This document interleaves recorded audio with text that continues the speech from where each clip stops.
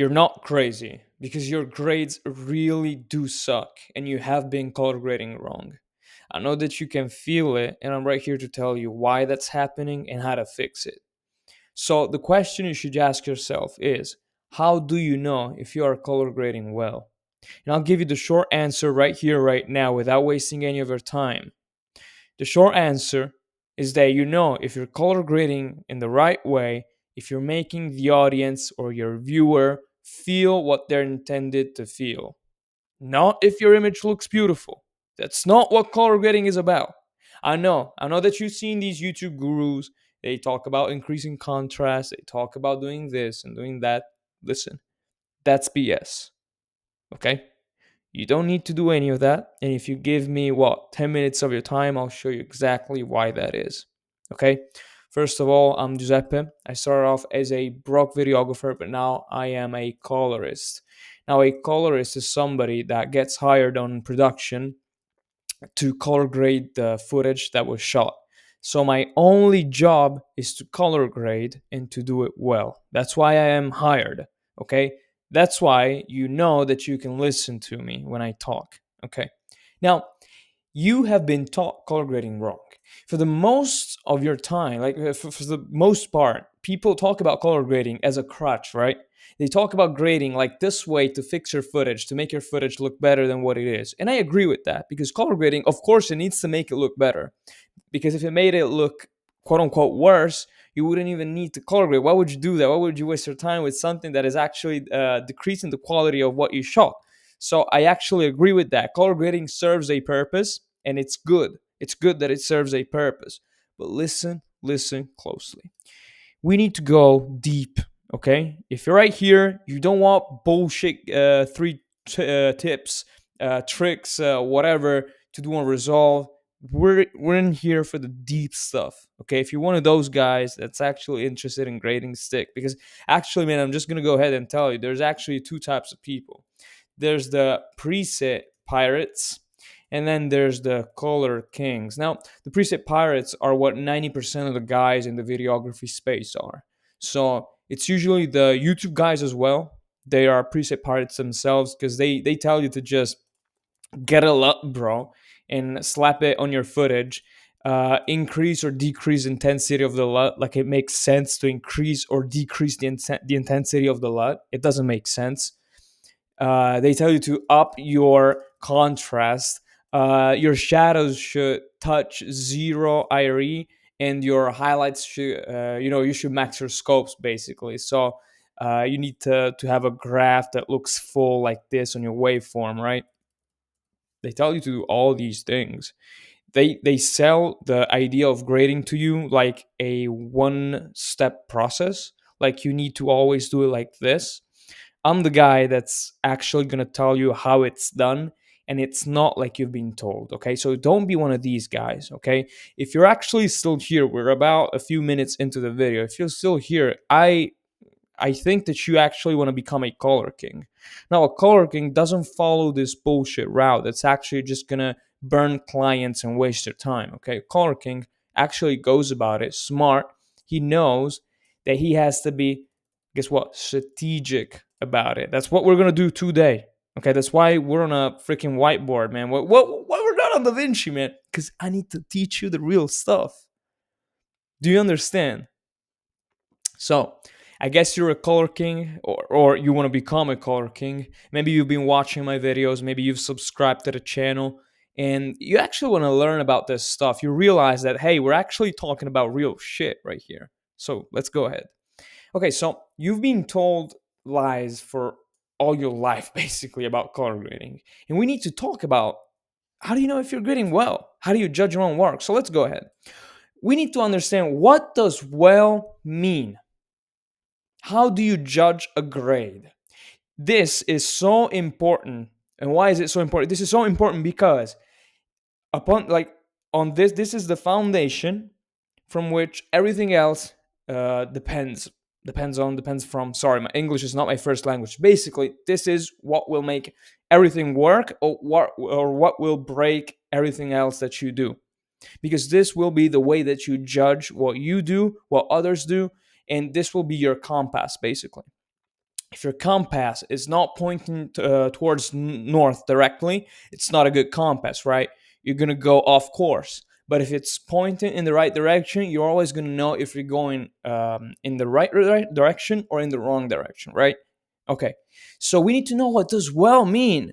Have you ever heard somebody tell you if a grade is actually good or not? That's the reason why you're second guessing yourself, because you're always right there on the bench, like, do I like this more, do I like this? It's okay to like to have to test different options, but you actually need to know, like, am I moving in the right direction? So what does well mean? Well means, does the viewer feel anything because of your grade?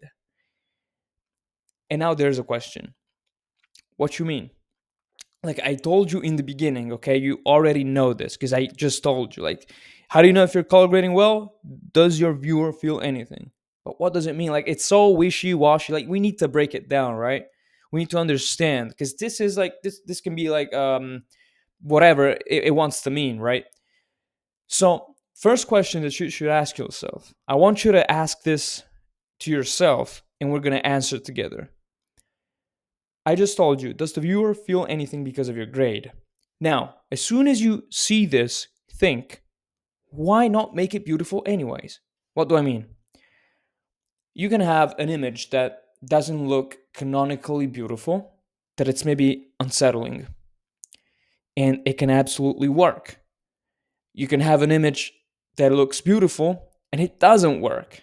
I mean, how would you feel if this was unsettling? If my webcam right now was really weird and my skin was green and I was in a dark room with heavy contrast, it would feel a little bit weird, right? It wouldn't feel right. So, do you see there would be like a mismatch, right? Because it wouldn't be coherent with what you need to feel in this video. Like, this is an educational video, right?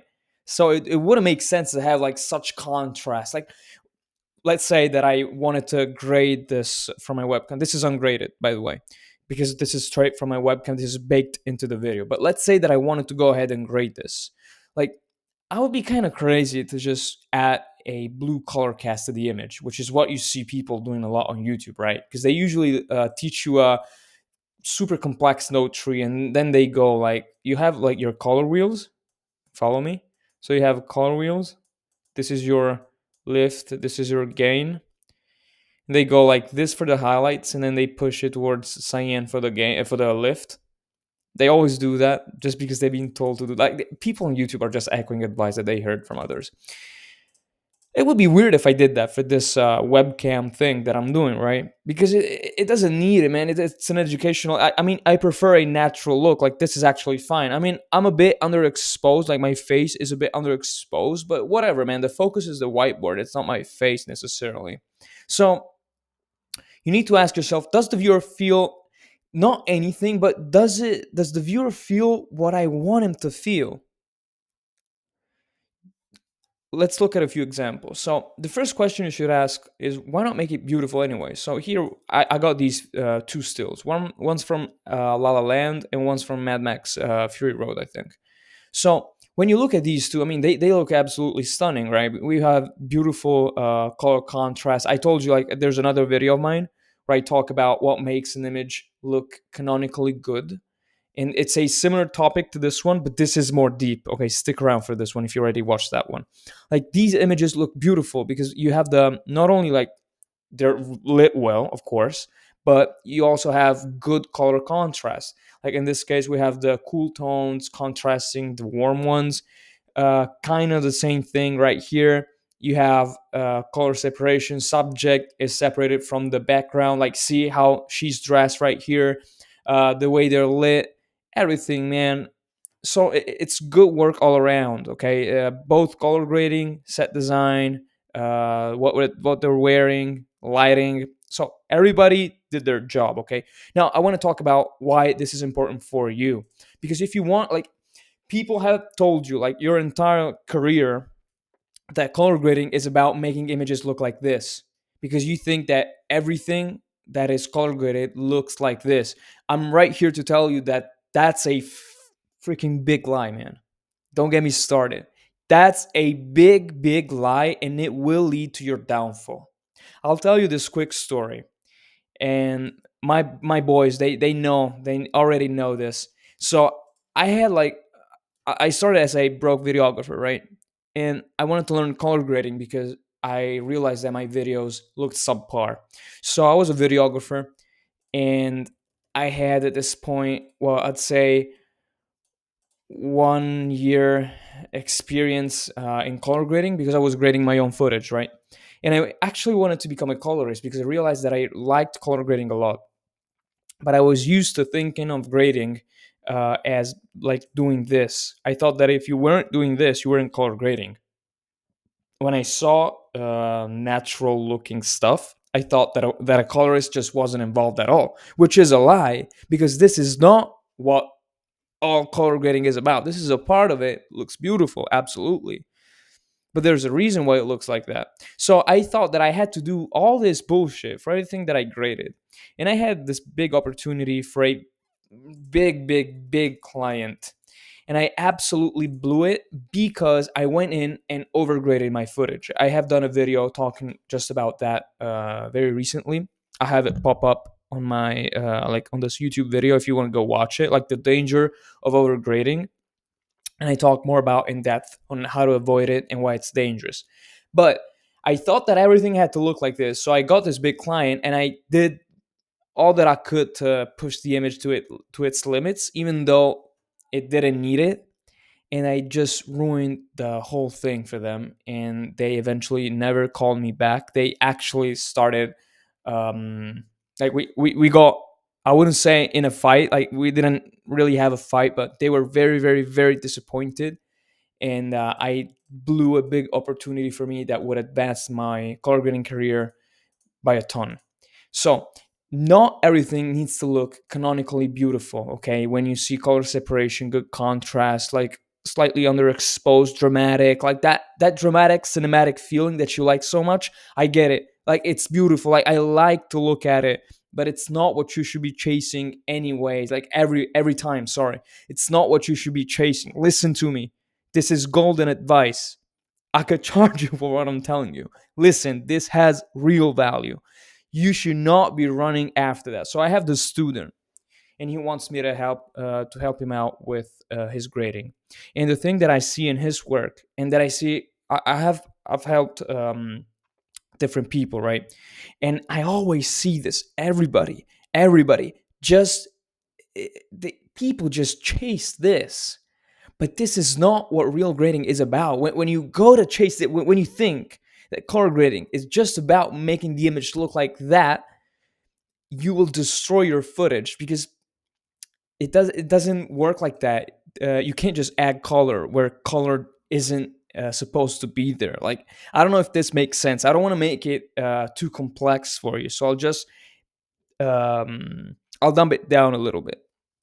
What you want to do, sorry, what you want to do is this: ask yourself, what does my viewer need to feel? I'll give you an example. Now, the gray needs to match the story that is being told. In Mad Max, it's a sci fi movie, sci fi action movie. Now, does it not make sense to have bright, stupid bright colors, overly, like over the top colors, so saturated? Does it not make sense to you? That makes sense. It would have had like the tone of this movie needs to be like this to be this story. It's if it were darker, let's say, if it was more desaturated, if it had a different tone, you would perceive it differently. This actually makes it more like I wouldn't say like a superhero movie, like a comic book, right? Same thing with La La Land. Like this is a musical. It's not supposed to be realistic in a sense. It can be like there's a few scenes where the grade is certainly more how what could I say, it's grounded in reality, right? Yeah, it makes sense. But when you take a shot like this is, I mean, how many times have you seen something like this with your own eyes? I mean, yeah, it's a cool not sunset, we're after sunset, but like the blue on his shirt, the way they're lit. How many times have you seen something like this? I have never seen something like this with my own eyes. So this is not real. Could feel real. Like it's right on the edge. It still feels real, but it's better than reality itself. Do you feel what I'm saying? So there's a reason why these big, like, these guys, these chats, these color kings, they color the things they are working on like this. There's a reason, because the story requires it. It would have been fucking weird, man, if I just did this for this video. Like, imagine I'm in a cave like this guy, with tungsten lighting my face, and a blue whatever, on my, like, behind me. Like, it would have been way too dramatic, right? And it would have been way too dramatic if I had a stupid blue cyan light in front of me, like hitting my face, and like split toning, like RGB red and blue. Like, it would have been weird. Okay, it wouldn't have made sense. So you always need to think about, what does the viewer need to feel? Because listen, I'll give you another great tip about this. Grading, you need to look at it like this. Grading is a form of art, right? You're an artist. When you color grade, congrats, you're an artist. But grading doesn't exist by itself, right? I always say this, and people struggle a little bit when I first say this. I need you to understand that you can't color grade nothing, because if there's nothing to color grade, right? How do you grade nothing? You have to color grade. You got to color grade something, right? So grading doesn't exist by itself as a form of art. It actually needs to work with whatever you shot, how you shot it, whatever, okay?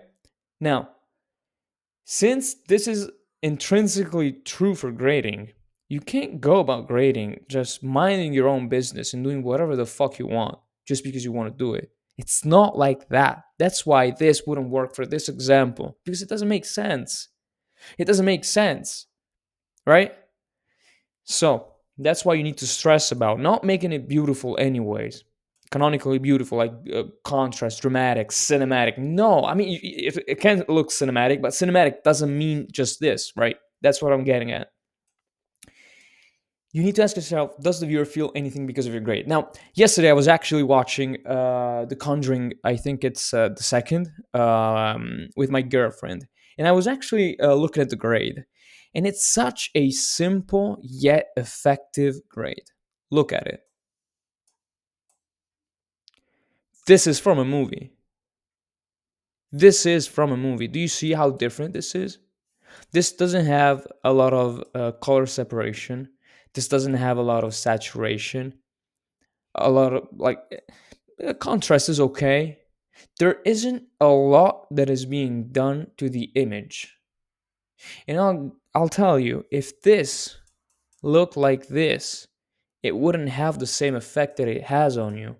Because this movie, like The Conjuring, they're all like based on a true story and whatever. Like, they need to feel grim, like grounded in reality, so it looks real. Okay, of course, like, this is way more blue than what you would see with your own eyes, right? We all see that. But when you watch the movie, since you adjust to it, you actually feel like it's real. Okay, it needs to feel real. It needs to feel slightly worse than reality in this case. It's still beautiful, like it still works, but for different reasons. Do you understand the value in what I'm giving to you today? You don't need to make your images pop, anyways. Like, you don't need to do that every day, every time. I have another video where I talk about this, and I give you a practical demonstration. Like, do you know how everybody just talks about lift down, gain up, okay, to raise your contrast? There's going to be times where you want to lower your contrast. Like, it's not a set in stone rule. So the way to understand, to close this video, the way to understand if your color grading actually works, ask yourself, am I doing a favor to my footage, or am I making it worse? Does it work with or against my footage?